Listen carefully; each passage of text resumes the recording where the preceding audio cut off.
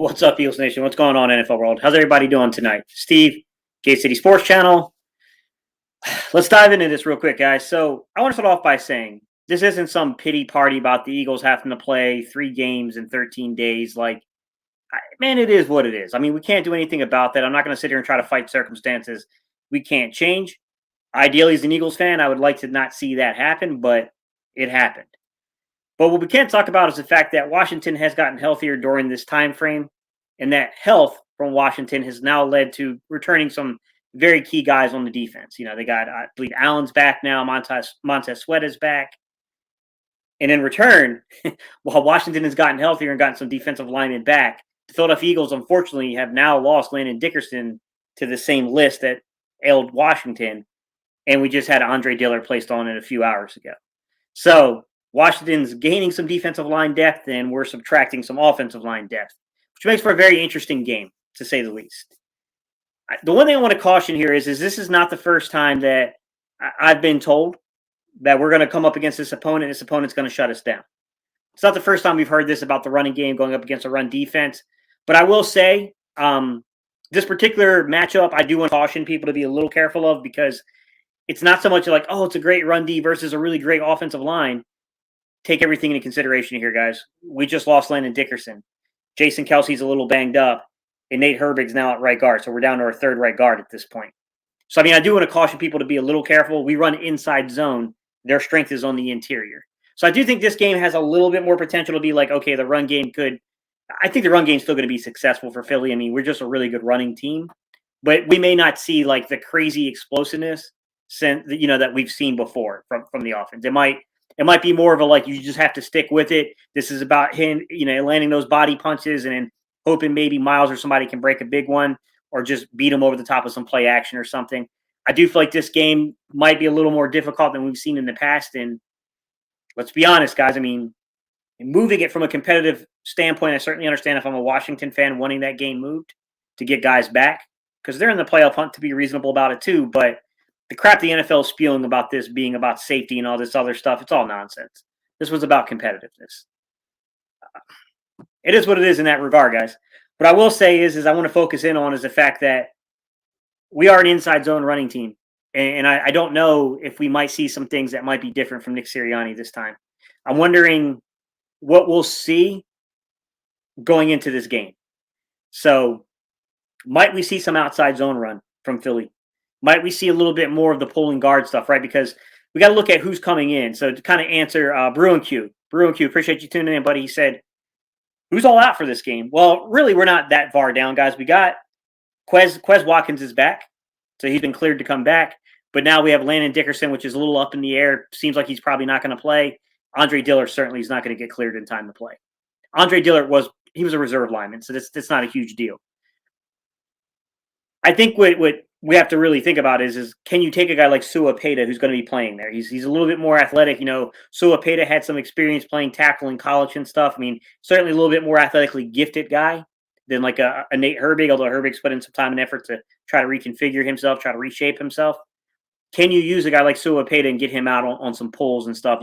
Might we see some cross zone? Might we see a little bit more gap power?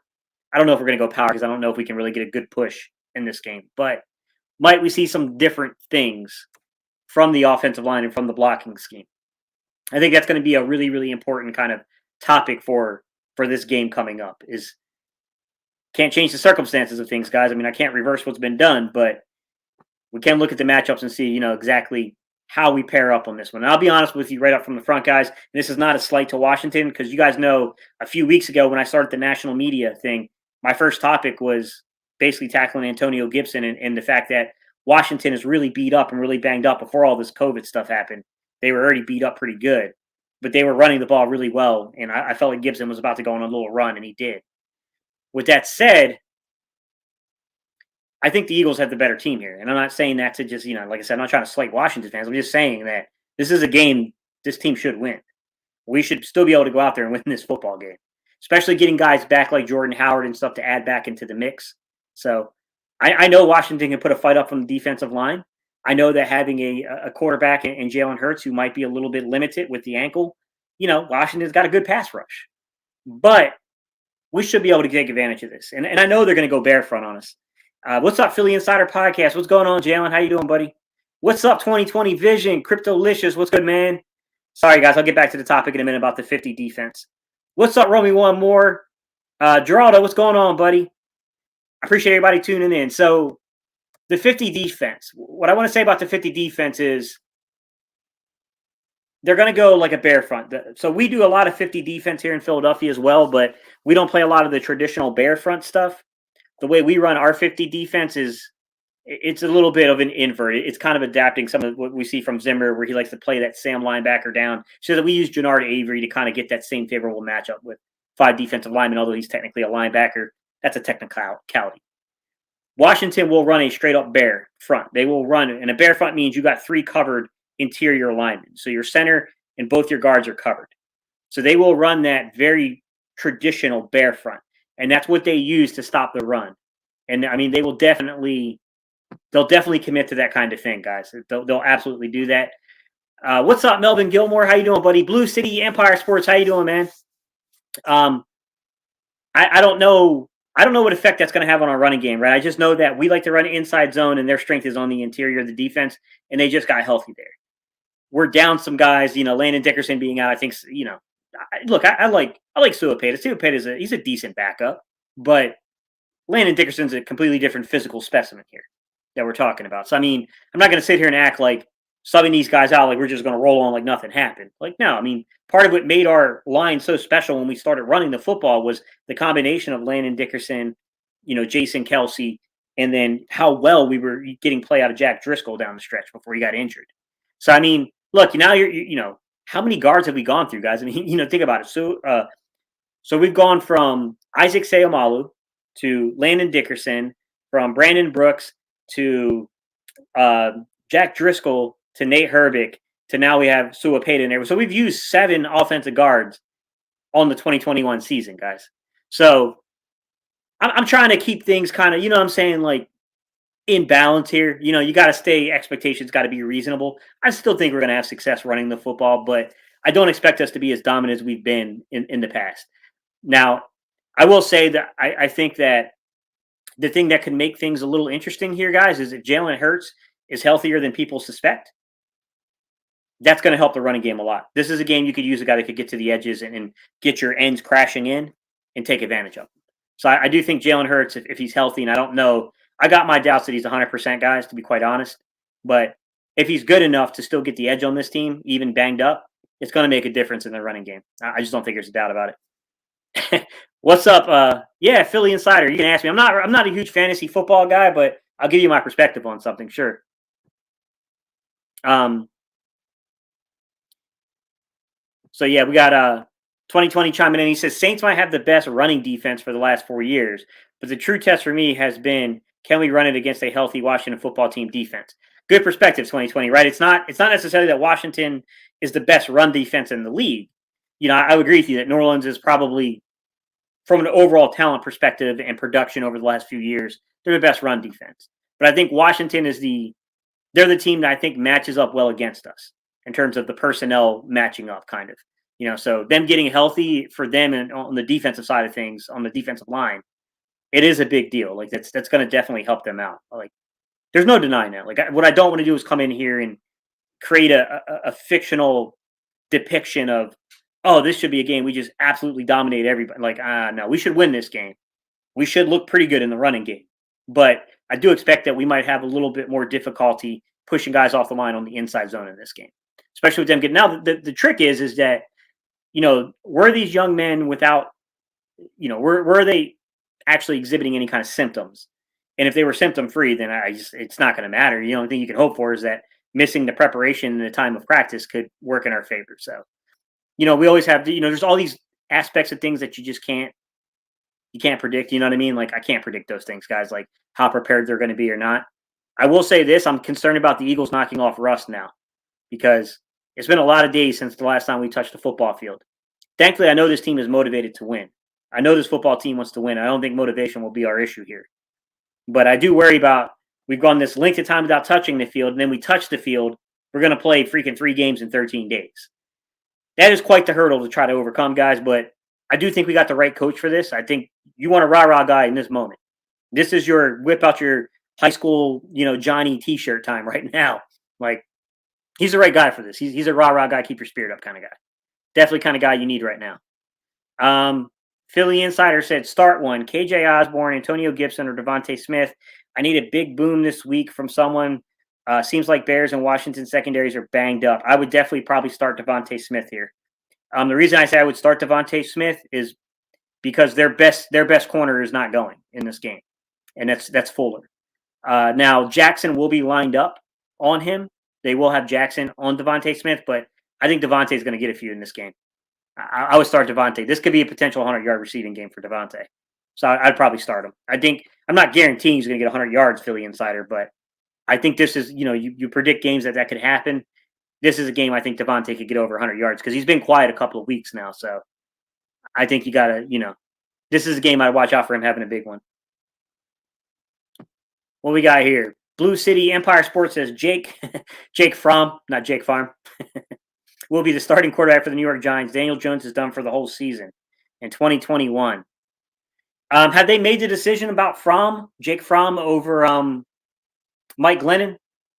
Look, Blue City, I know Mike Glennon quite well. Mike Glennon's a kid out of, he's not a kid anymore, but he was a kid out of Virginia. He played in Central Virginia. Jalen, you might know a little bit about him because I think you guys were playing college ball around the same time. But he's a kid out of Central Virginia. He was a really, really highly rated prospect. He was a 5-star recruit coming to NC State, one of, definitely a big quarterback prospect. You want something to laugh about, Blue City Empire Sports? NC State decided to allow Russell Wilson to walk his senior year because he chose baseball, then came back and went to play football. They let Russell Wilson walk to play Mike Glennon for 2 years. They figured out 2 years of Mike Glennon, 1 year Russell Wilson will take 2 years of Mike Glennon. I know college is different from the pros, but come on, man. I'll take 1 year of Russell Wilson over 2 years of Mike Glennon every single year. I don't know. Devontae will definitely eat up William Jackson. Yeah, I think so too, Philly Insider. I think so too. Well, with Hurts at quarterback, yeah, Ted, I think, to be fair, Garner really didn't get the ball into him. Jalen's been way more effective at getting the ball in Devontae than what we've seen in we're talking about is very tiny micro size, Ted. I mean, it's not, I'm not saying that he can't do it. I'm just saying we can't judge that from the Jets game. They definitely tried on some connections and it wasn't there. So I do think that this is going to be a game that they're going to design some stuff for Devontae. So I got a feeling he's going to be involved. They announced that Jake Fromm's going to start for them. I mean, look, he had one series in the last game. He looked good in the one series. I mean, Blue City, but I mean, trying to judge a guy off of one series in a game that was already out of control, kind of hard to predict that. Jake Fromm, I think he played at UGA, right? He was a Georgia guy, I thought. He pretty good. He was a pretty good college quarterback. I mean, hard to say in the pros, man. You never know. I haven't seen enough film of him, Blue City, to say what I think about him. I only really know his college film. I remember him being I don't want to say that he's completely stationary. I'm not trying to say he's a Mac Jones where, he can't do anything if the pocket breaks down, but I remember him being a little bit more of a pocket passer than anything. And I remember, I don't have the film in front of me, so don't take this too seriously, Blue City, because I need to film to confirm what I'm about to say. But I remember the reports being he has an adequate arm, not a really good arm, meaning NFL level arm, but it's nothing exceptional. So we'll see, man. We'll have to see what happens there. Judgmental Weed, what's going on, buddy? How you doing? 2020 said, I agree. Gates, can you remember the last time we ran the ball for 150 yards against Washington? Historically, they've always been a team Eagles have struggled to run on. Even struggle in Madden. That's funny, man. Yeah, that's. I just want to warn people that this might be a game where we have some success through the running game, but this might not be the typical results we're used to. Let's be honest, man. We've been really spoiled over the last 6 weeks or so of pretty much we're knocking on 200 yards almost every game. So I mean, it's kind of hard to duplicate that every week in and out. And I think this is a week to where Landon Dickerson being out, you know what I'm saying? You got Suapeta, who I think is good, but not great. You got Kelsey. He's got a lot of days off now. Maybe Kelsey's going to be 100% ready to go with all this time off we've had. But, there's question marks about Kelsey's health here. And then you got Herbig. And what happens if Kelsey goes down? You got to move Herbig in the center. You know what I mean? Like, then it really gets kind of questionable. So this is a game that I would not be shocked to see a closer 50-50 mix 2020 in terms of the pass and the run. It wouldn't shock me. I'm not saying that's what's going to happen. I'm just saying if it happened, I wouldn't be shocked. I wouldn't be shocked by that result just because of, kind of the circumstances of the game. Now, if Washington had walked in there with like some dudes that none of us have ever heard of before on the defensive line, yeah, we would have ran the ball at them all day. But I think it kind of changes things a little bit now. NFC East B said, interesting stat on Hurts. Rated 33rd when he's not blitzed. It explains New York Giants game. I think the book is being written on him. Also rated 25th when he passes within 2.5 seconds. Yeah, I mean, he's got things he's got to work on, NFC East Beast. I mean, there's no doubt about that. I'm not going to project whether or not the young man is going to work out in the NFL or not. I mean, guys get better. You can't just think just because a guy hasn't shown it yet that he never will. But, I also understand the other side of this, which is like, you can't stay hung on it forever either. At some point you got to make a decision. I get it. With that said, I mean, look, he's made marginal improvements. I'm not going to say they're drastically, great improvements he's made, but there's been improvements over the season. I mean, Hurts has gotten better, but I don't know if it's enough yet, guys. I mean, look, I can't predict what the front office is going to do. I'm not even going to try to predict what this front office is going to do because it's very much like who the heck knows. I mean, there's no telling, guys. I mean, I'm just not gonna even remotely try to predict what they're gonna do. So, which is Blue City Empire said he's decent. He's okay. It's not gonna get much worse than Mike Lennon. Do we know who the starting quarterback is? So Philly Fan D said, do we know who the starting quarterback is for Washington? From what I've heard, Philly Fan D, is that the starting quarterback's going to be, I believe I think they say Heineke's going to start. Will he finish? Will that change before tomorrow's game? Who knows? If Heineke can't go and Allen's on the field for them, it's going to be very, very favorable for the Eagles. I can tell you that. Philly Fan D said, long day. Haven't had a chance to check. I hear you, bro. That's why I'm doing a live stream, man. I just had a long day. I just didn't have time to do it all.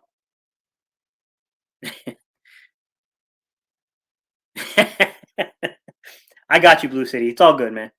He said, Gate City. I'm not going to read that part, my guy. I had the question, why does Jalen Hurts play so bad against NFC East rivals, but plays really good against non-division? Not a lot of opportunity, to be fair, right? I mean, he played Dallas. He played Washington down the stretch, and he had one game against the Giants. I do think that the intensity, the level of play kicks up when you play division foes. I also think that we lost focus against you guys. You remember, you remember when I did the live stream for you guys, when we did the pregame, I was trying to caution people that this game, that game felt like a game that you got to be careful about because I knew your secondary was a lot better than people thought. And I like your defensive coordinator. I just don't trust your head coach. I like your D coordinator. Patrick Graham, I think, is a really good coach. I knew your secondary was better than people thought. But, it is it's a little different when you get in division. And, this is kind of his first cycle through a couple of these teams. So, he has had a crack at Dallas twice. He's got to play better against some of this stuff. But, no one knows your system better than your division. That's the thing. So we'll have to see how it works around. I mean, yeah, he's got to win a division game. There's no doubt about it. Like, this is step one. Tomorrow, you got to win a division game. There's no doubt about it.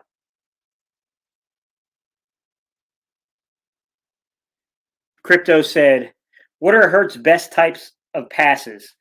Outside the numbers, I would argue right now he's better at throwing outside the numbers.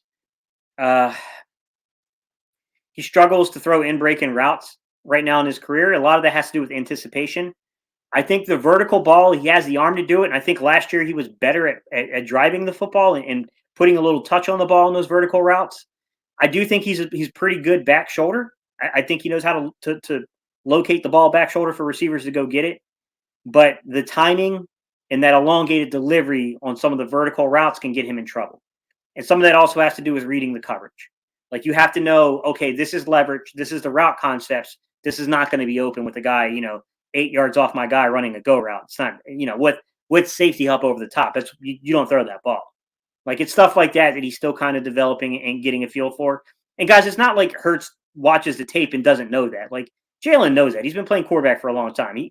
I know he hasn't had the opportunity to advance the way other guys have had, the coaching and stuff like that.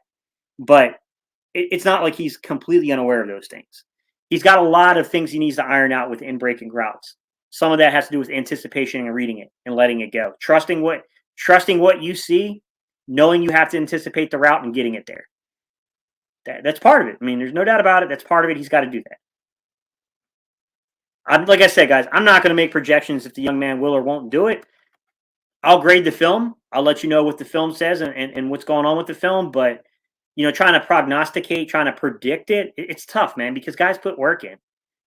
This coaching staff is definitely putting forth a lot of effort to develop the young man. So I just don't want to go out on a limb and say yay or nay on anything because it's tough to say. Like, I think Jalen Hurts has the arm strength to be an NFL quarterback. I think it's above average. I don't think it's excellent. He's not. Look, people make fun of Kirk Cousins. Kirk Cousins has a good arm. Carson Wentz has a good arm. Josh Allen has a good arm. Like there's a set of guys that have a really good arm. Jalen Hurts is, I think he's in that mid-50s, 55, 54 mile per hour velocity range. I think he's somewhere in that area, I would guess. But I think it's more mechanics and it's more understanding leverage and coverage that hurts him. And if you can't iron those things out, it doesn't matter how strong your arm is. If you flaw yourself mechanically, you're going to be in trouble.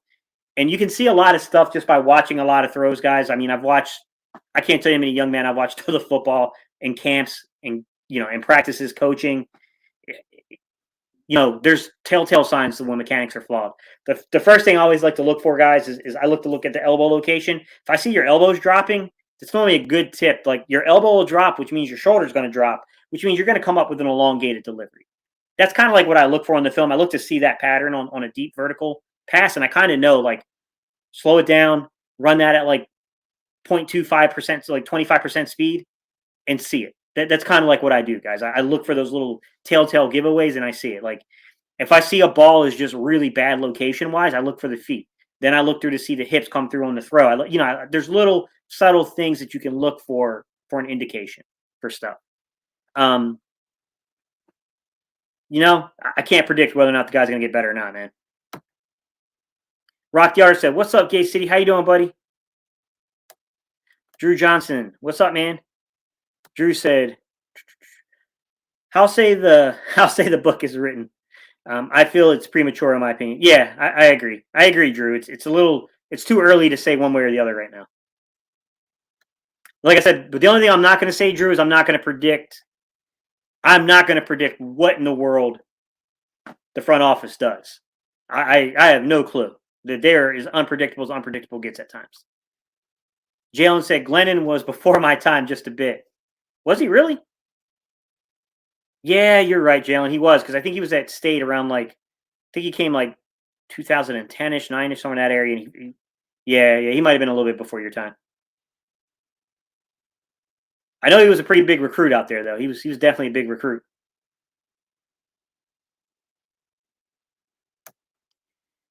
Said, "Do you think Giant fans and Eagle fans are similar in passion with their team and city?"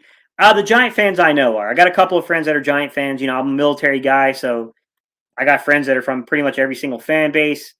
I do got one friend that I know he lives out pretty close to the Meadowlands. Honestly, he's not too far away.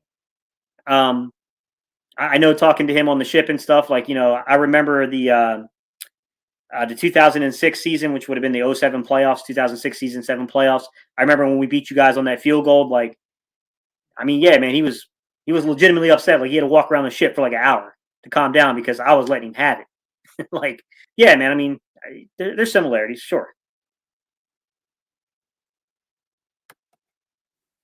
2020 said, "Would you agree that since Hurts likes throwing outside the numbers, he would be more successful with better wide receivers than tight ends opposite of Wentz?"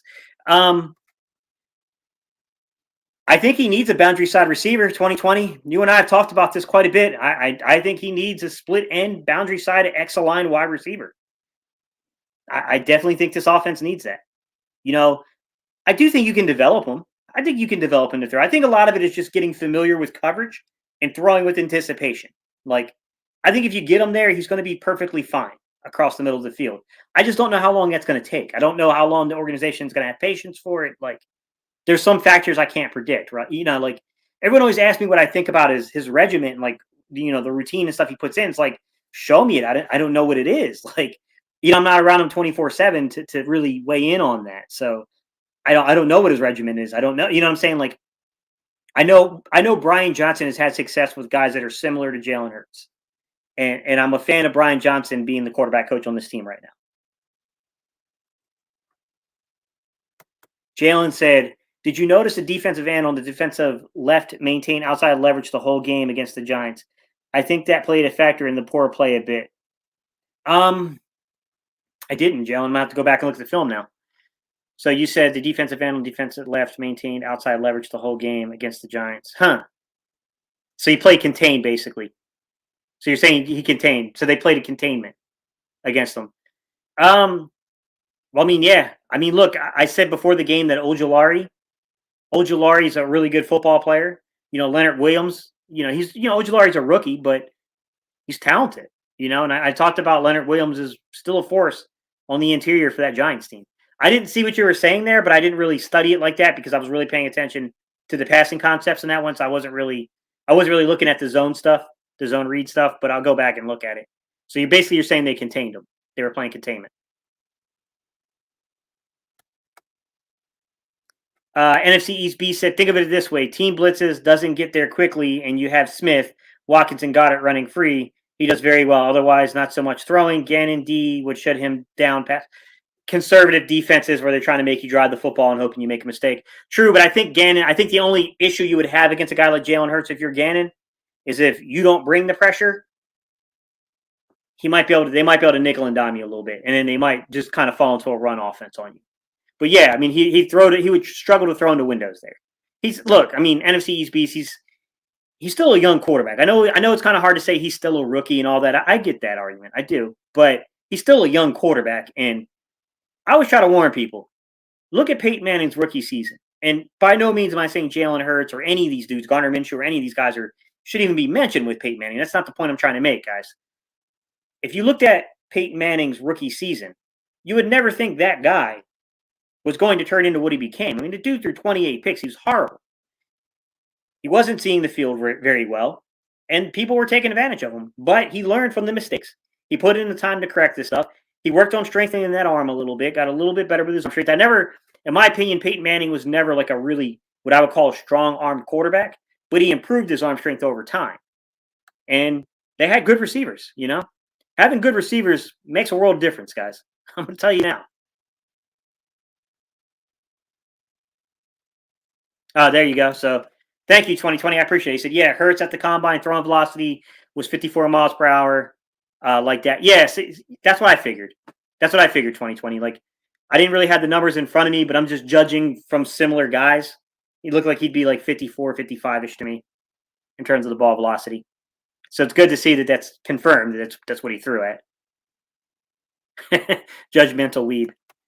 Do you have a least favorite team? My least favorite team is wherever Brady is. Least favorite team. No, I wouldn't say I have a least favorite team. I have teams I like to pick on more than others. I love to pick on Dallas Cowboy fans because a lot of my friends that are not from the Philadelphia area, they're not from like Jersey, Eastern Pennsylvania, or Delaware. A lot of my friends that are outside that area, they tend to be Dallas fans. So it's just kind of fun to pick on them. I got a few friends that are Giant fans, and I don't necessarily have like a team that I particularly don't like or anything like that. I just, some teams I like to pick on more than others, You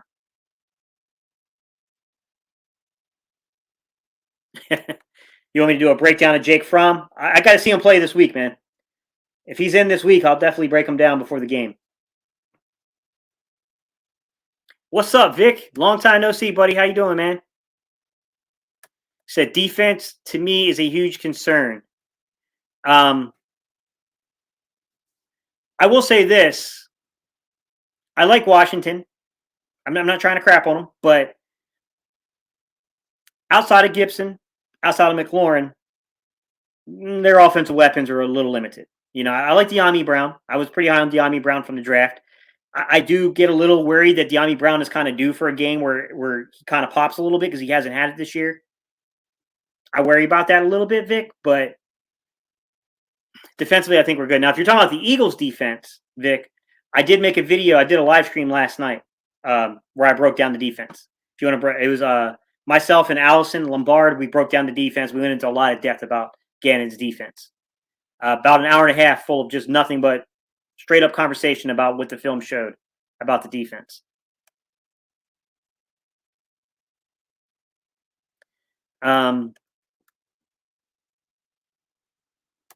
Blue City said, Gay City, what's your opinion of the Giants adding ex-Bears Jalen? Is that Cowboy? I can't see it.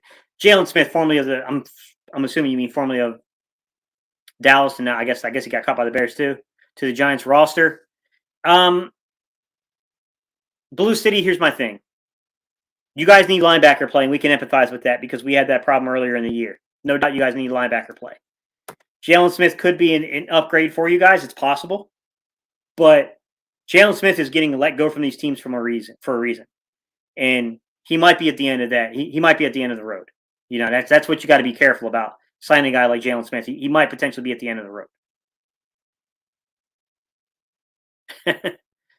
Good point, 2020. He said the NFL is unpredictable this season. The Saints shut out Tampa, and Eagles put a 40 burger on them while taking the foot off the gas. Exactly. NFC East Beast said, Dallas Cowboy fans are low-hanging fruit, Steven. Yeah, I hear you. I hear you, NFC East Beast. But, I mean, it's just the majority of my friends that aren't from the area, they're Cowboy fans. Like, I don't really have anything against Panthers fans. Like, they're not like crazy, like aggressive or anything like, you know what I mean? Like, I got a few friends that are Bears fans. I like to make fun of them a little bit here and there just because they've been bad. They've been bad for a while. I had one or two friends that were not from California that were 49er fans, and I'm like, talk about bandwagon, man. Like, you're living in the 80s. But I mean, I don't really hate any team. I just don't hate any team. I hate the opponent we're playing. Like, I don't know how else to say it, man. What's up, Showing Up 215? How you doing, buddy? Messiah, what's good, man? Ben, how you doing, buddy? He said, what's up, man? Love the channel. Appreciate you, buddy. That's cool, Jalen. So Jalen said, what's crazy is I saw Tyler Heineke twice while visiting colleges. One at U of R and the other at JMU. Both times he threw for 600-plus yards and like 4 touchdowns. I saw him once, too, because I think Heineke played against State a little ways back. I didn't know who he was at the time. And to be honest with you, he had like a really funky throwing motion. He had a really weird throwing motion. That's really all I remembered about him, was he had a very strange throwing motion. Messiah said, defense is not our strong suit, though. I'm kind of scared about our defense.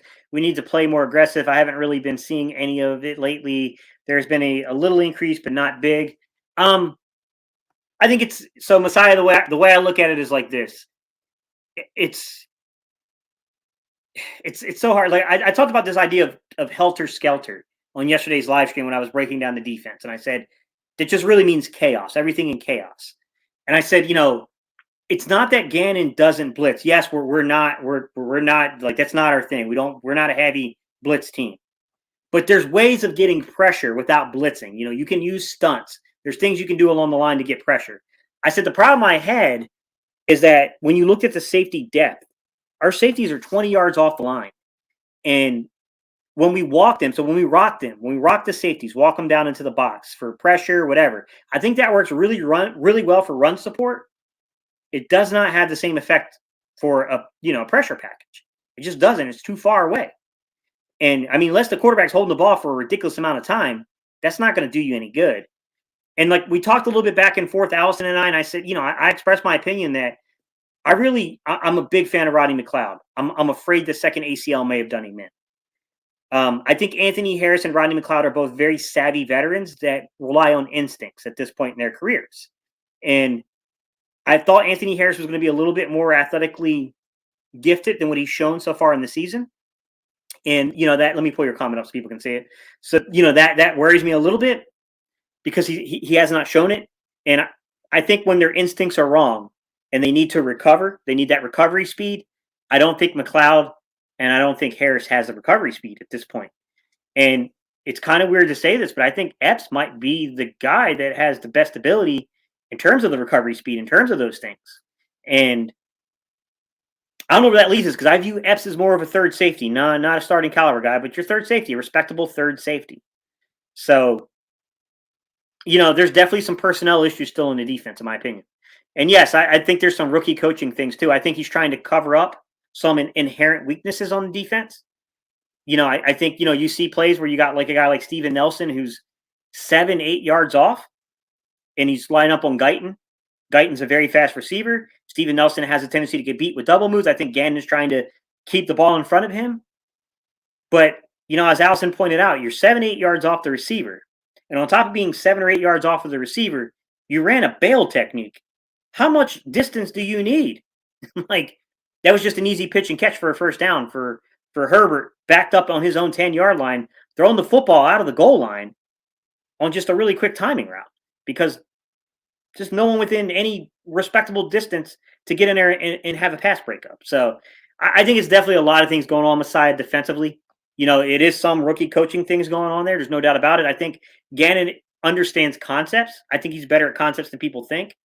But I think he makes rookie mistakes in terms of like leverage and things like that within the scheme. And then I think the personnel, I think there's some holes in our personnel that has to be addressed. It's got to be fixed. We'll see.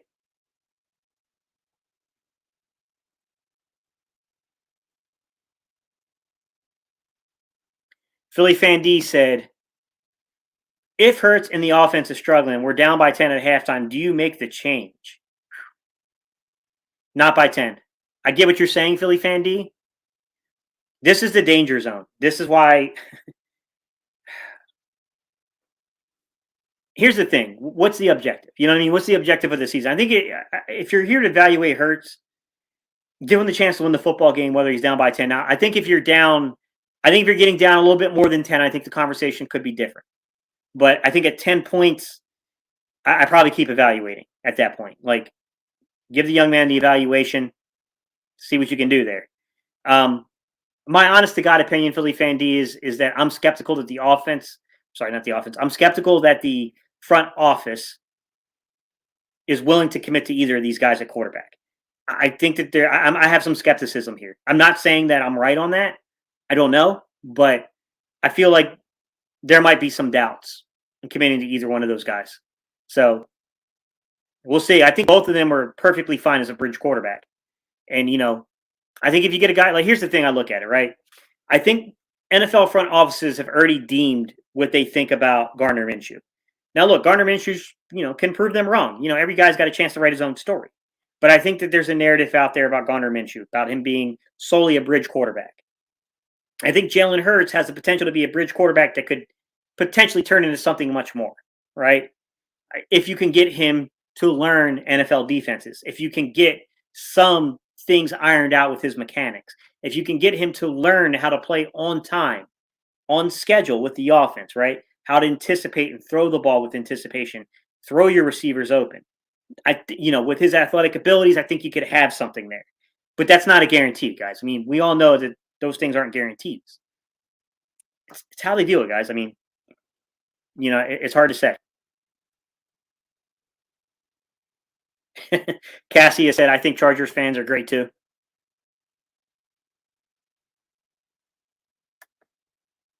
Drew said, also on your point, didn't Atlanta give up on Brett Favre? Now Favre had a cannon for an arm. Yeah, they did give up on him. That's, Drew, I was really young. I only really remember Brett Favre as a Packer. I know that I know the story. I know exactly what you're talking about. I think Favre was a second round pick as well, interestingly enough. Steve Young, same thing happened with Steve Young in Tampa Bay. I mean, there's been some examples of this happening before. And that's the thing, is it's hard, man. It's really hard to judge it, man. I mean, anyone saying that this is an easy decision, it always seems easy until you make a mistake.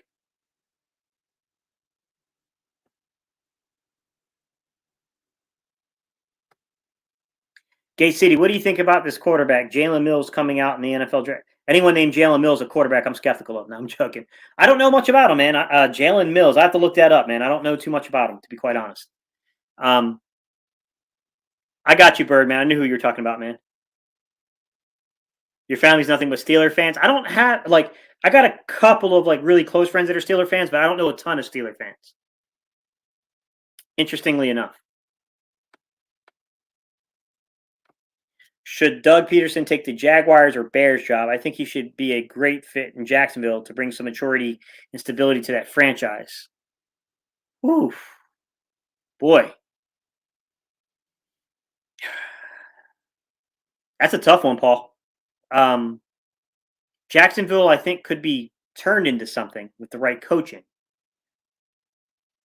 Man, that front office and that ownership there is a little. I think they're a little suspect too, to be quite honest.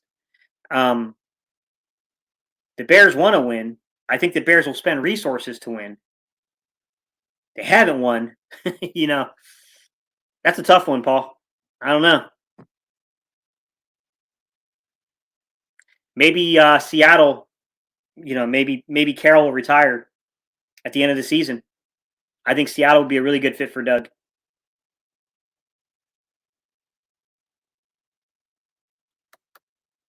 Birdman951 said Jalen has to win this game point blank. He's got to win a division game point blank. Birdman, got to get that on his resume here. Ooh, Vic. It's a tough question, my guy. Let me get your opinion. Would you keep Fletcher Cox after the season, and why?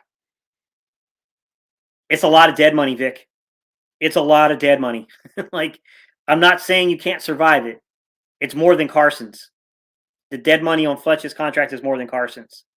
I'm leaning towards keeping him for one more year, and then I'm separating with him in 2023. But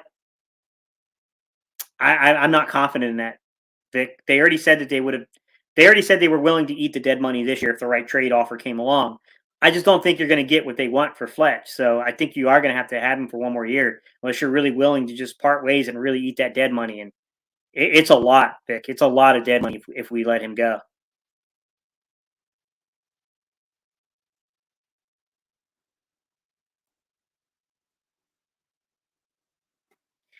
My dad is from New York, and he's a Cowboys fan. My mom and her sister and brother are both from Philadelphia, but they're New York Giants fans. Interesting.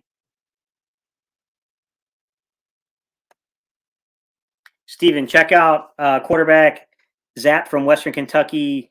What a senior season he had. I'll take a look at him, Paul. I'm making a list of guys now to kind of check out in terms of the draft. I'm definitely going to go over the quarterbacks with a fine-tooth comb just because I don't have a ton of familiarity with these guys. Like last year, I had a lot of familiarity with the quarterback class. This one's going to require me to do a lot of film study on these guys just because I don't know a lot of these guys' games very well. I got to see and get some film on these guys. Paul said he thinks both safeties are gone after this season.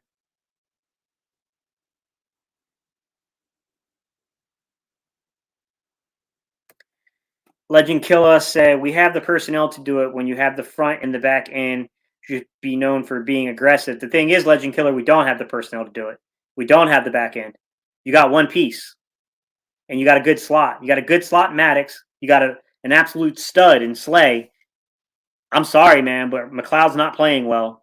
Harris is improving. He's gotten better, but I would not say that that's a personnel piece. And then Steven Nelson is definitely the second best corner on this football team. There's some pretty clear deficiencies in his game. I got to disagree with you a little bit there.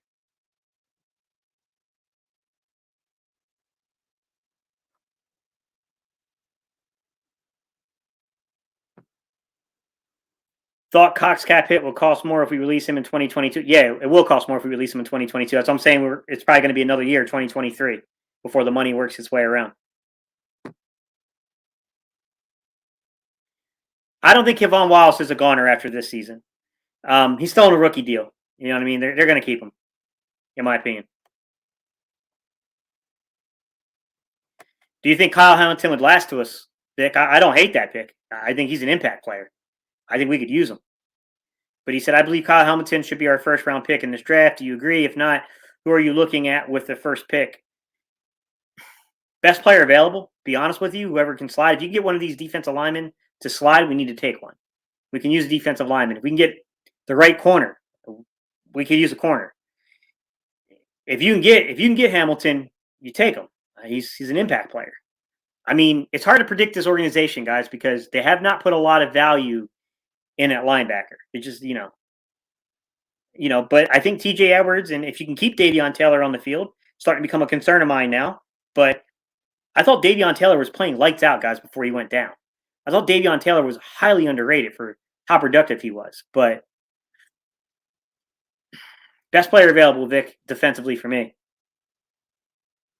We need an impact player on the defense, in my opinion. Paul said Fletcher Cox and Lane Johnson's contract make them untradeable in 2022. I agree.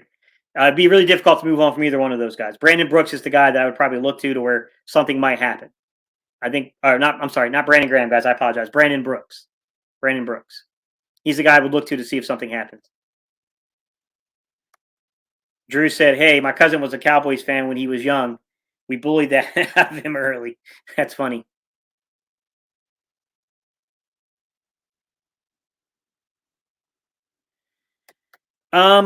Messiah said, so in depth, what would be your top 3 positions picked in the draft if you had to draft all these first 3 round picks? I don't necessarily know that I would use all 3 of the first round picks, Messiah. I think it depends upon the quality of where the picks are and what's available. Also depends upon what I think about my quarterback situation, right? Because if I want to evaluate Jalen Hurts one more time, if I want to give Gardner Minshew an opportunity, and I'm not saying which way I'm leaning here, guys. I'm just saying if I want to give one of these 2 guys, if I think, okay, I can bridge one more year, I might be willing to trade a pick back if somebody wants to jump up to gain more first-round picks, in 2023, where the quarterback class might be a little better. I do think that could be a strategy they play. I think that if I had to pick positions, I need an impact player defensively. I need to walk away with an impact player defensively. I might have to get into the top 12, top 10 to make that happen. So if my picks fall outside of the top 12 picks, if I got, 2 teams, like the 16th and the 18th pick, and then I got the 20-something pick, I might need to take 2 of those first-round picks and get up into the top 10. You know what I mean? Like, I think you have to walk away with an impact defensive player in this draft. Kyle Hamilton makes a lot of sense to me. Any of these defensive linemen, like, I don't think Hutchinson, I don't think any of these dudes are going to slip. To be honest with you, I think you got to be in the top 8 to get those dudes. But if I can get up to get one of those guys, I'm getting them. Personally. I think we've made the mistake before of trying to pick guys in the 20s, trying to, do this fancy evaluation and scouting and betting on the wrong horse. And, it's burned us a few times, So if I were them, I would get up into, I would get up there. I would move up if I had to. I'm hoping one of our picks ends up in the top 12 because then I think it's works a little bit better in our favor. Funny little Jerry. That's my brother, guys. My older brother. Somebody want to know Urban Meyer. Get out of here with that crap.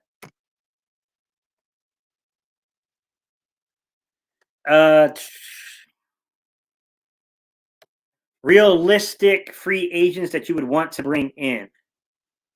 Boundary side X receiver. I need a boundary side X receiver, guys. I need a split end. Give me somebody. Robinson, secondary market and wide receivers. If he's not a primary target of organizations, give me that secondary guy because we should have the capital to go get him. Give me a Robinson. You're not going to get it. I don't think we're going to get a Devontae Adams or any of that kind of quality guys. I don't think we have the money. I'd have to look over the list, guys. I don't know exactly who's going to be available. I don't know every single name on that list. I would want a guy with a bit of a catch radius, a guy that I know can beat coverage. Here's the thing, there's 2 ways of looking at this. We can look at a guy that can make contested catches, right? That has the wingspan, has the strong catch hands. He's got the radius to go up and go get the football. He can move the chains. He can convert. He can do those things. Or you can just look to a guy like a Devontae Adams. Not saying get Devontae Adams. I'm talking about a Keenan Allen, Devontae Adams, those type of route runners that can gain separation. They just gain separation, so they got good wingspan, but they don't need incredible wingspan because they're so good at the route running part and they're physical enough to still beat press. They can beat man press. I think you got to get one of those two types of guys.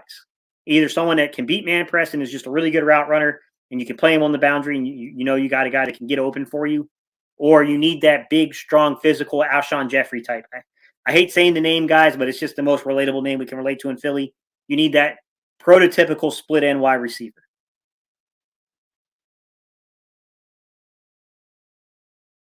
Ben Adams said the biggest weakness for Washington, their offensive line is really nicked up right now, even though they've been running the ball really well. They're really nicked up at the offensive line, and they're down. Their secondary's hurting a little bit.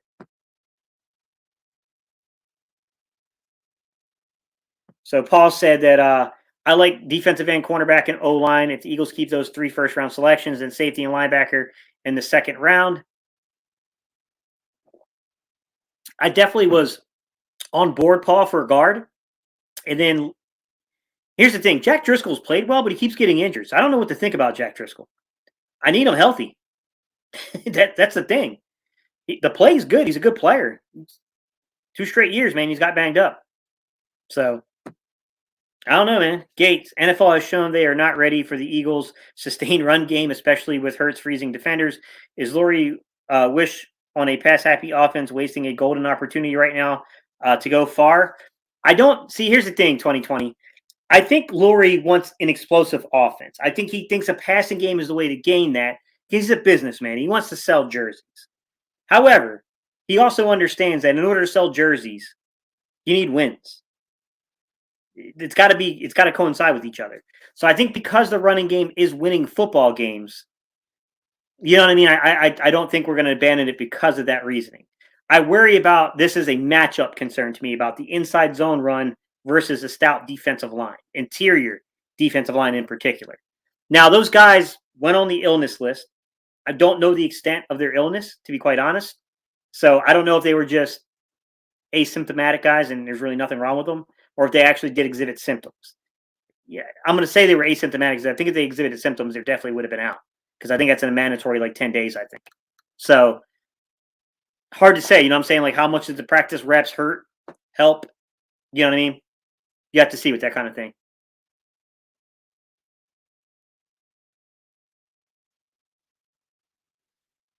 Yeah, NFC East B says he wouldn't look for a change at quarterback no matter who starts. I hear you.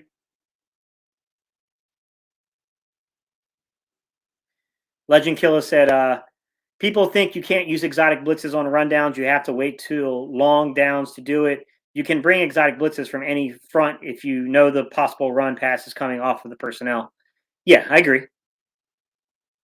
You also don't have to necessarily blitz to get pressure. You know, you can, there's other ways of gaining pressure.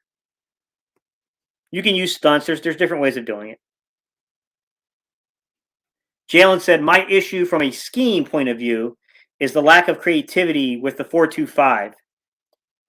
Where are the mud blitzes and blitzes from the strikes that aren't telegraphed? I'm also disappointed with development of young defensive backs.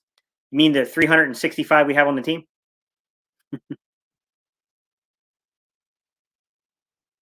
Well, Jalen, I asked you this. What did you think? See, I agree with what you're saying on an overall point, but I thought I don't know. I mean, I haven't watched a ton of film on him to be honest, Jalen, but I thought Zach McPherson from the TV copy of things that I've watched, and I've seen him here and there when I've been running film, but he's never been the focal point of what I'm running on film. I thought he's played better. I thought he was pretty good stepping in the Jets game. I thought he did really, really good.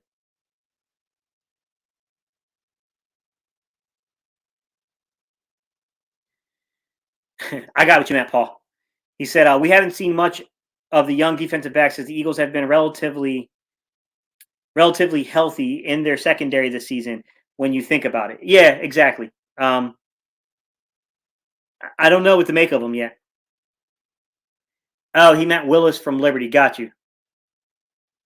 Got you, guys. Got you. Appreciate it, Gambling. Appreciate it, Paul.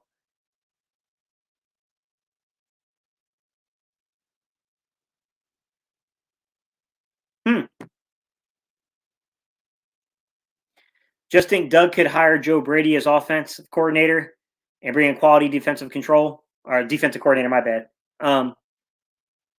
Yeah, I mean, who's he going to bring?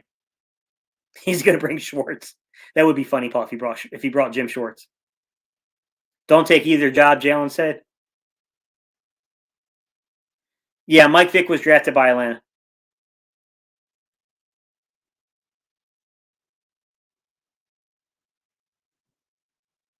So Legend Killer said, why don't teams blitz right before the snap?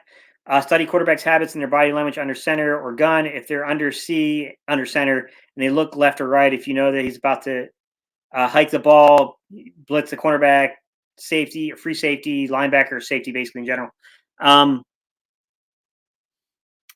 Double mug is kind of that, double mug is kind of that situation. You will see them walk safeties down at times. I'm not saying necessarily the Eagles, guys. I'm saying teams in general. They'll walk their safeties down. We used to kind of do this with Malcolm Jenkins where we would time the blitzes. The problem with that is that a good enough quarterback and a good enough offensive line, they'll catch you doing that and they'll hard count you. So you got to be careful not to be too predictable doing that, Legend Killer, or they'll hard count you and get you to jump off sides. So if you time that too well once or twice, you know that hard count's coming.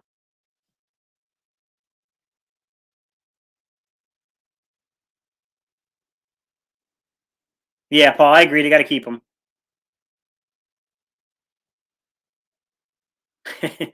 Get assets for Cox. I mean, what would you get? I mean, but Jalen, in saying that, I get what you're saying, but like, what assets? Like, I mean, where would you let it go? Like, what would you let him go for? That's all good, Blue City. Now, Malik Willis, I have watched a little bit of. Good arm talent. Liberty's not the most NFL ready offense, to be quite honest. Decent prospect. I mean, arguably could be argued to be the second or third prospect in this draft, in my opinion, at the quarterback position.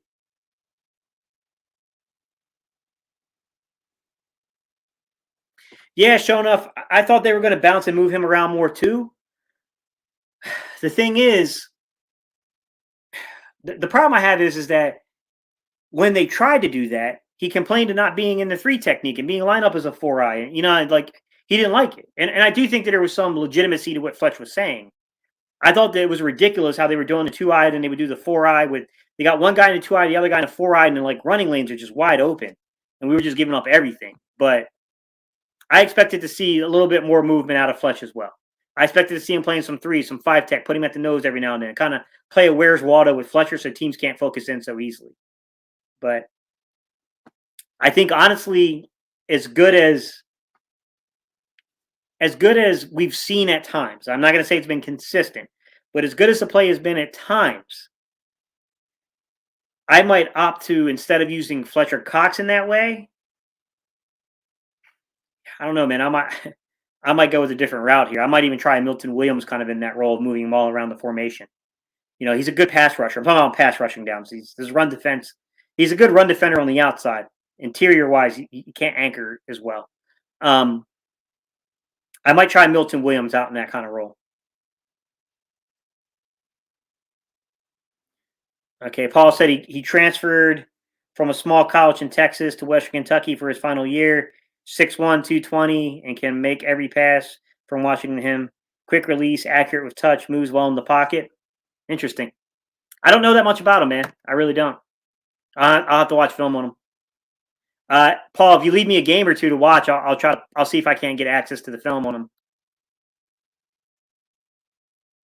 T. Lewis Bird Gang, what's going on, buddy? He said, I think Howie takes the best available with their highest pick in the draft between cornerback, defensive end, safety, wide receiver. We end up trading our lowest pick for a future first. I also would say that depending on what they want to do with Isaac Seumalo, if Isaac Seumalo is your future center, then you're probably secure on the line. But I don't know how they feel there. Appreciate you, my guy. 2020 said 40 people in here and only 19 likes. Hit that like button. Appreciate you guys.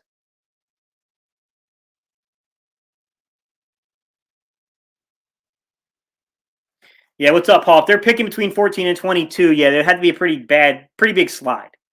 I agree, Paul. We probably have to trade up to get a top 10 talent in this draft. I don't know, man. I definitely think that we shouldn't play around. I don't know. Like last year, I thought there were 12 players in particular that were the clear-cut 12 best players in the draft. I haven't done enough evaluation on the 2022 draft to say how deep I think the depth of this draft is, but if I'm only looking at 8 to 10 players, if this is a limited draft in terms of that, I would probably caution to get forward and go get that guy because we got a bad tendency to make mistakes when we don't.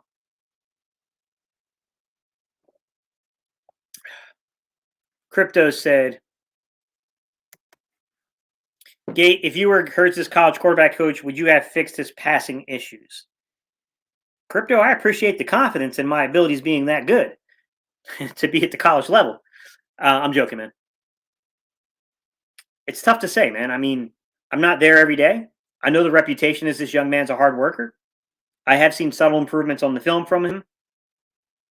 I think that the biggest thing with him is he needs to replicate looks. He needs to be. They need to challenge him in practice, and that's the balance, man. Because once you're in season, a lot of times the development aspect of things is off the table.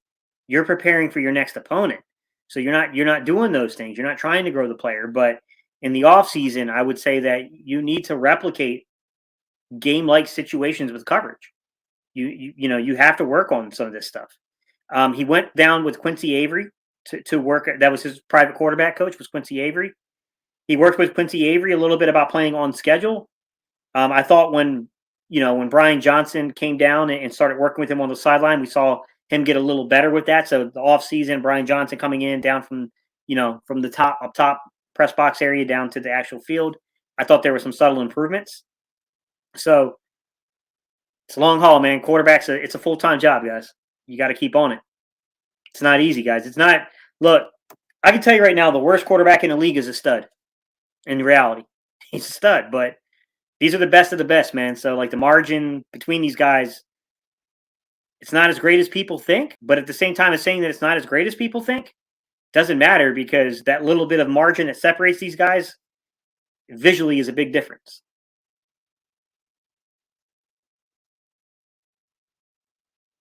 Taylor is fast. He's going to be a very good player in this league, but injuries is a big concern. Yeah, I agree, Philly Fendi. I really like Davion Taylor. I thought he was having such a good season before he went down. He is so underrated in what he did with run defense. I mean, TJ Edwards is a stud in run defense, but Davion Taylor was sneaky good. He was sneaky good at shooting the gap and getting to the football. I was really impressed with what I said.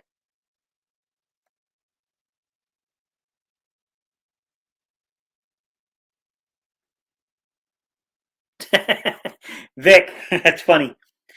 He said, I got to give you props, Gate City. You probably don't remember, but 2 years ago on draft night, you said Henry Ruggs would be released before his rookie contract was up. Not like this. I wasn't predicting this, my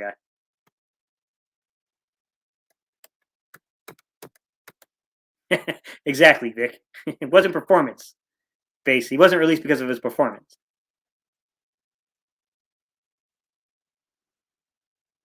Okay. Paul said, for where the Eagles are likely to select, I like Clark. I don't know how you say that guy's name. I know you're talking about. OBJ, I know. Yeah, he's the OBJ. Is he Michigan? I want to say Gardner from Cincinnati. I like a lot. And Booth, center Linderbaum, linebacker Lloyd. Yeah. You think they would go linebacker that high though, Paul? I mean, look, it's a different coaching regime. The defense has different areas of importance. I don't know if that's going to reshape some of the thinking, but I don't know, man.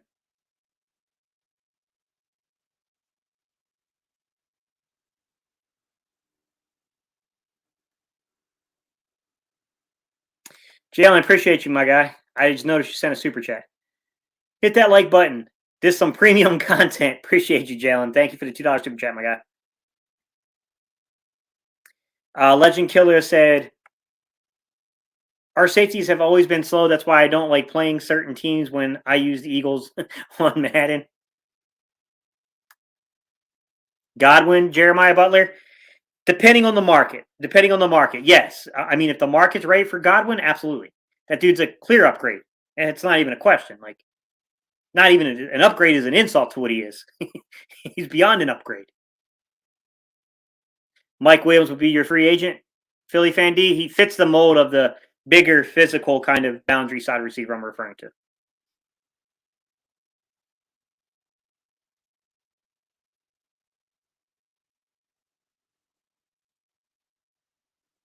DJ Chark. I like DJ Chark a lot, Kenyon. I like DJ Chark. I do. He's been injured a lot though, man. He's got to stay on the field. That'd be the thing I worry about with him. But from talent perspective, he's a good football player.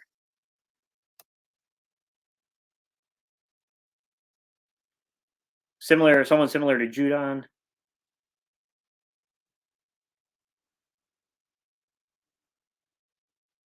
Ooh, dang, Paul, I didn't know that. He tore it last night.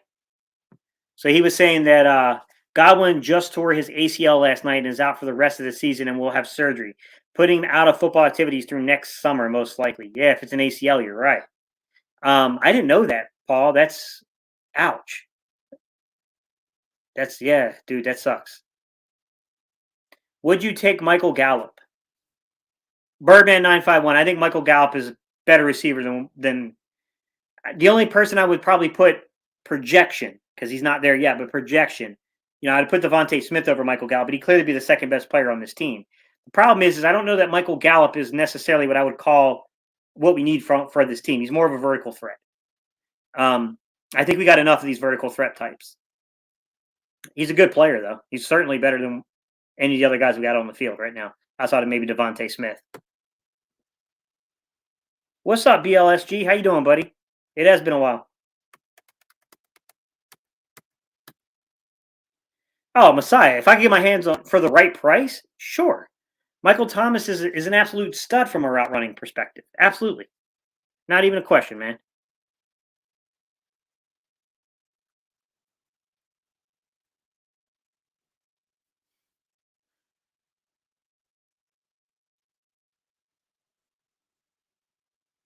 What's up, Fresh? How you doing, buddy? Fully fresh in the house, man.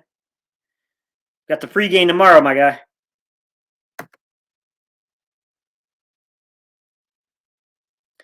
Crypto, I don't think Hurts is built like that, though, man. I don't think Hurts is the same as what we've seen from the quarterback position in previous, decades. I think he's a little different, man. I think he's built differently than those guys are.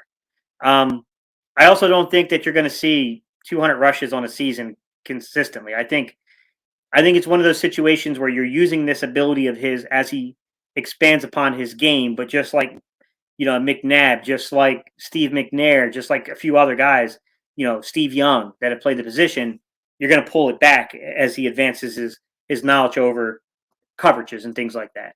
I think that's the goal.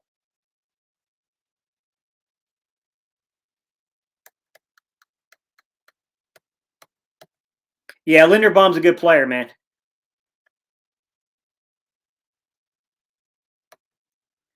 Do you think our run defense has gotten a lot better as the season went on, or have better matchups and flow of the game? Some of the game, Jalen, I think it's a little bit of both.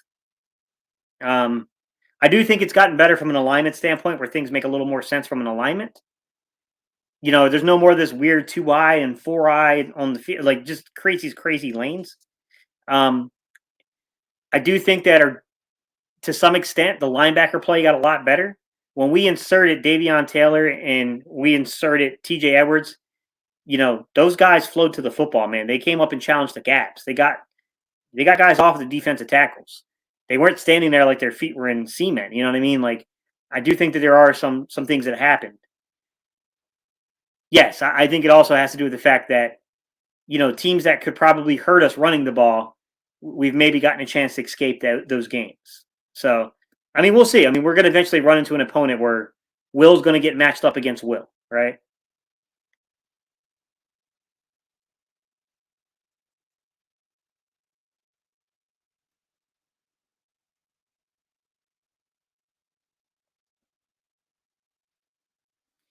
What's up, Brad? Right? How you doing, buddy?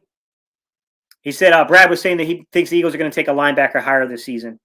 I agree that they'll probably prioritize it a little bit more than they have in previous seasons. I just don't know if that would equal a first round. I don't know. I mean, I'm not saying they won't do it, Brad. I don't know. I would say that, judging from history, they'd take it in the second round. I'd be happy. The problem is that I'm not too sure how great this linebacker draft is, to be quite honest.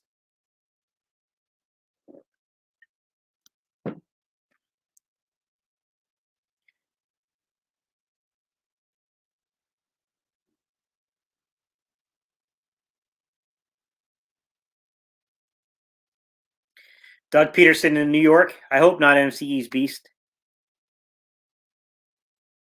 What's up, Aishan? How you doing, buddy? Sorry, guys. I'm trying to catch up on some of these comments. If I'm skipping over your comments, I appreciate y'all commenting. I got to catch up, guys. Let me get Legend Kill. Let me pull this one off for you, man, because I skipped over a couple years. Make them worry about running backs and flats. Feature those running backs and receivers. Go to your tight ends, slip and runs. Confuse a D with certain sets on and off, and then those go in situations you can go to your guys. Are you referring to what you were saying about the Chargers offense? I mean, Eckler has a lot to do with it, but I don't want to take away from Keenan Allen, Legend Killer. Keenan Allen's a really good route runner. He's exceptional.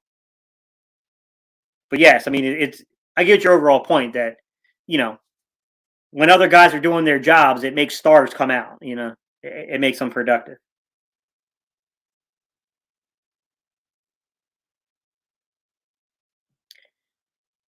I hear you, Philly fan D. That's what I think could potentially happen as well.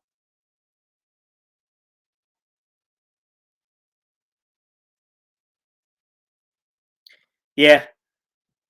I will say though that to their defense, the Panthers were before that stretch, but I agree the Lions, the Saints, the Jets, the Giants, and Washington to some extent, those teams are a little bit limited offensively. I agree. Absolutely. 100%, Paul.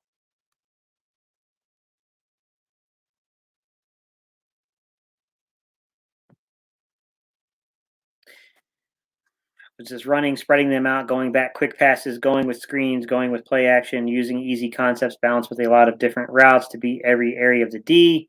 The problem is though is that if you stay too close to formation with those things, teams will play up on you. Which I get that you're trying to use some play action to get over the top of them if they do that, but it also depends on the personnel that your opponent's running. What's their personnel out there.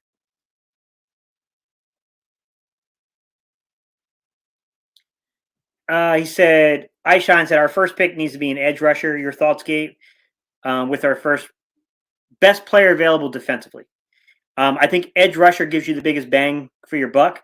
I would take an interior defensive lineman if it's an absolute stud on the interior defensive line. Corner, safety, we need an impact player, man. I think we need a safety more than we need a linebacker, to be honest. We could definitely use a stud at corner. Opposite of Slay. Slay's over his 30s. I'm not opposed to bringing back Steven Nelson if he can't find that deal he's looking for and just enjoys playing here. I think he's an adequate player.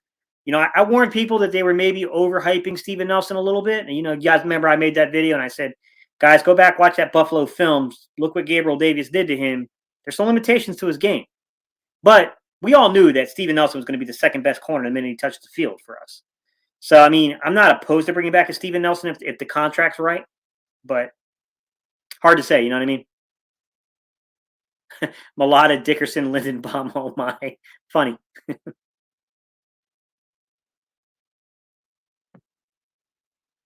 Appreciate you, Jeremiah. He said, pound that like button, hit that subscribe button. I can't read the full thing, guys.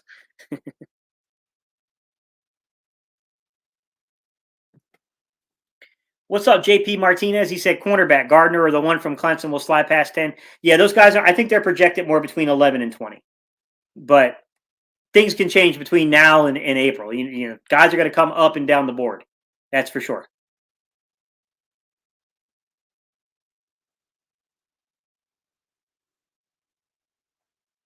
App State and UTSA. I'll definitely check out the App State game.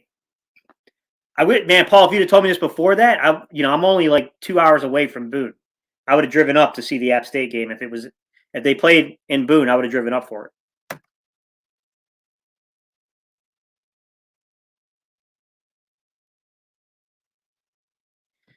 Richie MC said, Steve, what kind of head coach was Lincoln Riley at Oklahoma? Baker, Kyler, and Jalen were not pro style ready for the NFL. I'll say this, man. Lincoln Riley is a fairly good coach. Lincoln Riley, take Oklahoma out of it and look what he did at ECU as the offensive coordinator when he was at Eastern Carolina. He was coaching underneath Ruffin McNeil, and he took some very subpar quarterbacks. And, I mean, he won some pretty big games there at ECU. And I like Ruffin McNeil. He's a good coach, and he's at NC State now, so I'm not trying to put my guy down. He's riding with the Wolfpack right now. But to be honest with you, Ruffin McNeil was probably not the primary driver of the early success they had there. I think Lincoln Riley wasn't. Lincoln Riley's pretty good at getting the most out of his quarterbacks. College game is developing into a spread concept, guys. It's just what it is. A lot of these dudes are running spread now, and the more you run spread, it's going to put you behind traditional offensive sets. You're gonna have to learn a lot from that.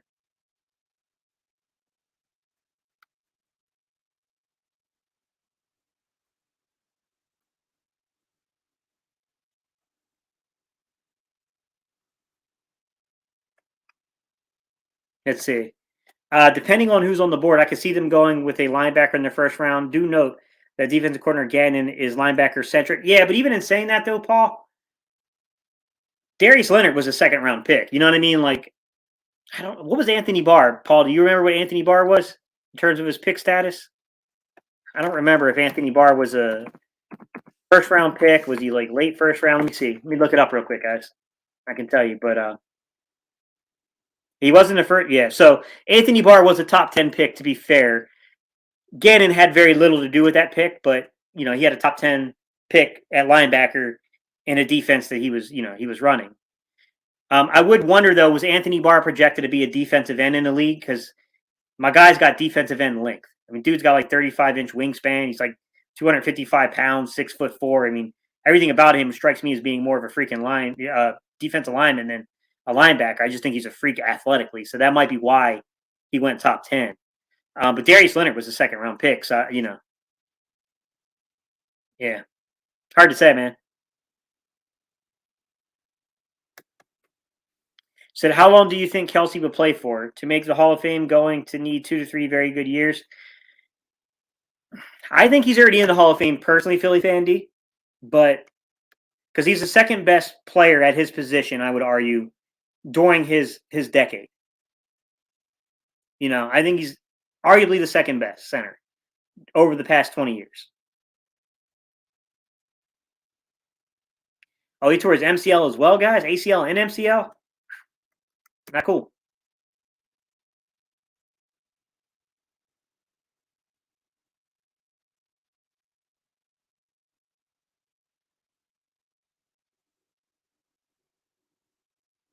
Yeah, I get not getting linebackers like who are more cover guys. I don't understand why not invest in a linebacker that can rush. Someone like White, Roquan Smith, Parsons. I think they want that guy, but it's got to be a fit for the scheme. So the Sam linebacker in this scheme, they generally speaking, like Anthony Barr is a really rangy, lengthy guy. You're talking about a 35 or so inch wingspan, 6'4", 255-pound, like physical guy who can set the edge. He can rush. He can drop into coverage. Those dudes are hard to find. I'm just not gonna lie. They're really hard to find. Darius Leonard he's a will. He's fast. He's sideline to sideline. I mean, look, I would love to have a guy to pair with Davion Taylor and TJ Edwards. You get a third guy with that tandem. You got Alex Singleton. You sign him back on a 1-2 year deal as a fourth linebacker. You got something at linebacker. But I don't know, my guy. I don't know. What's up, Mearslad? How you doing, buddy?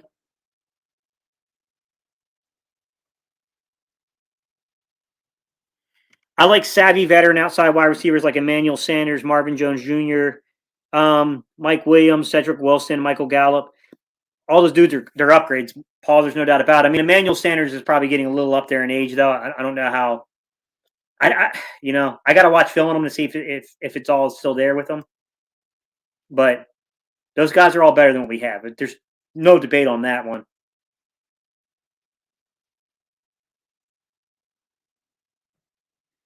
Yeah, to be fair though, Richie Gallup was balling before Cooper or Lamb was there.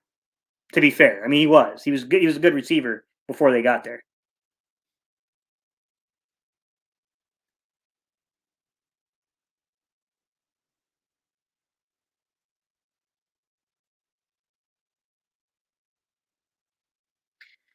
When was the last time the Eagles played on a Tuesday? I don't know, my guy. I don't know the answer to that one. Birdman 951. Hit me up on Twitter, man. I'm not creative. At Hyder_Steve. Hit me up on Twitter, man.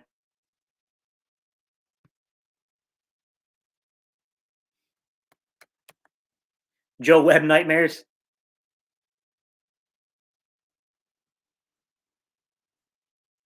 What's up, Charles Queen? How you doing, buddy? So it's Apeta taking over for Dillard. Yeah, Dillard's on the he's on the list. So Apeta is going to come in and take over. It was who went down? It was can't think of who it went down at left guard, but yeah, Dickerson. Dickerson went down at left guard. So yeah, it's going to be Apeta. Apeta's who they're saying at least.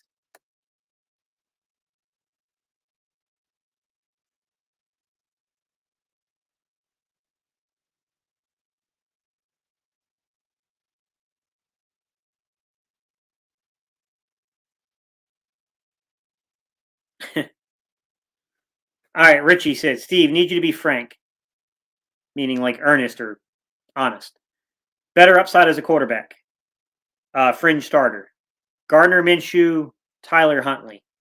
I only really saw the one game out of Huntley. Minshew's guy, I've seen a lot more from Minshew. Minshew's limited with the arm, to be quite honest. He's really good pre-snap though. The guy does a great job reading defenses. He does. He's pretty strong at that. I got Richie to be honest. I need to see film, more film on Tyler Huntley, but I'll make a video on that. We can do some stuff in the offseason, guys. I'll make videos on who I think the best backups are, and we can do all that stuff when we get to the offseason, guys. I'll weigh in on it. I'll bring up film. I'll talk about the advanced analytics behind their play and stuff. We can do that.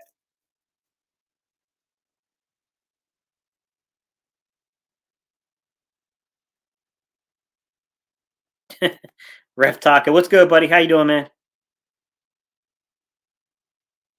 Sorry, guys. I'm trying to get to a few of y'all you haven't commented before I jump off of here.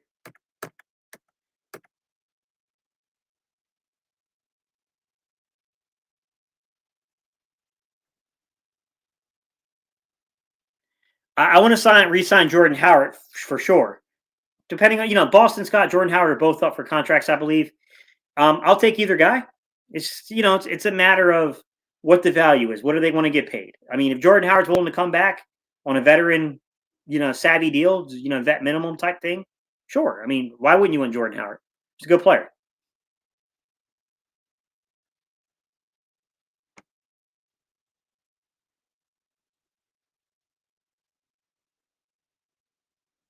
Oh, okay. It was just Saturday in Florida. Got you, Paul. That sucks.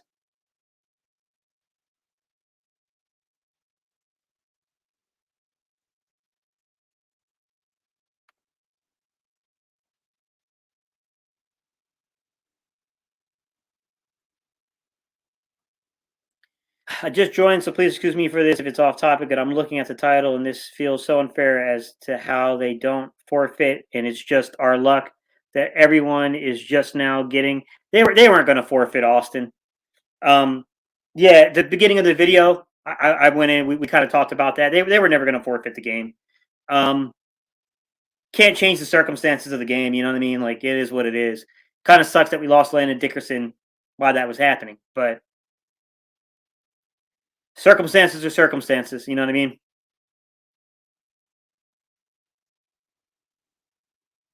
Yeah, Legend Kill. I agree that Hicks and Kendricks were good guys. They were good linebackers.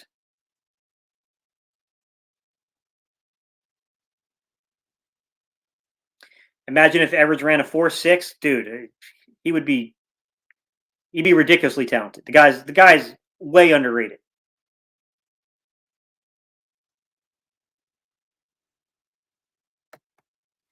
So NFC East beast. I'll put it to you this way: I don't know that we need a middle linebacker. I think Edwards is perfectly capable of being Mike in the league. I think we need a Sam. I don't think Avery's the answer at Sam. I think Avery's respectable. I'm not crapping on him, but personally, I would like to get a Sam linebacker that is an impact guy. Like, you can't hope for Anthony Barrs, but something in the range of an Anthony Barr, Jamie Collins in his prime. You know what I mean? Something in that remote area of things. But if we get that, I would be happy. Not saying that's easy to find those guys. I mean, obviously, you know what I mean? For old DC. What's up, Mike? How you doing, buddy? I just saw you came in, man.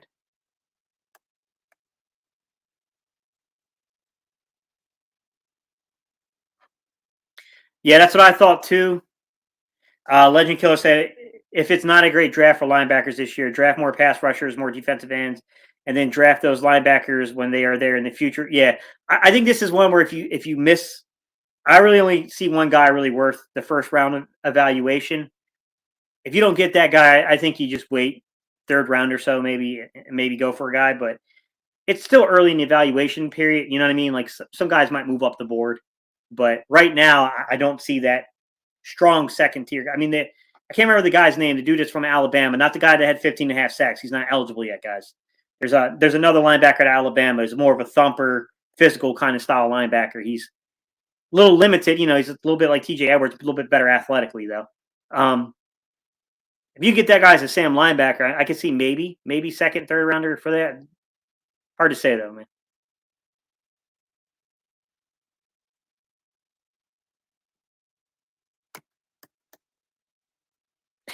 On BG channel too. Sorry guys, I'm trying to scroll down, find some of you guys that haven't comment, pull you up. Cognac said, "What's up, Cognac? How you doing, buddy?" He said, "Sorry, Gates, we in some deep, you know what."